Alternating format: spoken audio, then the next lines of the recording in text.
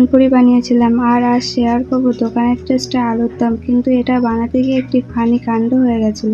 কাল আমি নানপুরি বানিয়েছিলাম আর তার সাথে এই স্পাইসি আলুর দমটা ছিল, এটা একদম পারফেক্ট কম্বো। তো ভাবলাম আজ আপনাদের সাথে এই আলুর দমের রেসিপিটাও শেয়ার করি। সত্যি বলতে আমি যখন প্রথমবার বানাতে গিয়েছিলাম তখন ভেবেছিলাম এটা খুব ইজি হবে, কিন্তু বুঝতে পারলাম আলুর দম একদম ইজি না। আর দোকানের মতো স্টাইল করতে গেলে কিছুটা টিপস অবশ্যই ফলো করতে হবে। প্রথমে আলুগুলো হালকা সিদ্ধ করে ভেজে নিতে হবে, তারপরে বেঁচে যাওয়া তেলে পেঁয়াজ, আদা, রসুন, লঙ্কা, টমেটো দিয়ে ভালো করে কষিয়ে নিতে হবে। তারপরে এতে লবণ, হলুদ, লঙ্কা গুঁড়ো, ধনে গুঁড়ো আর একটু গরম মশলা দিয়ে দিতে হবে।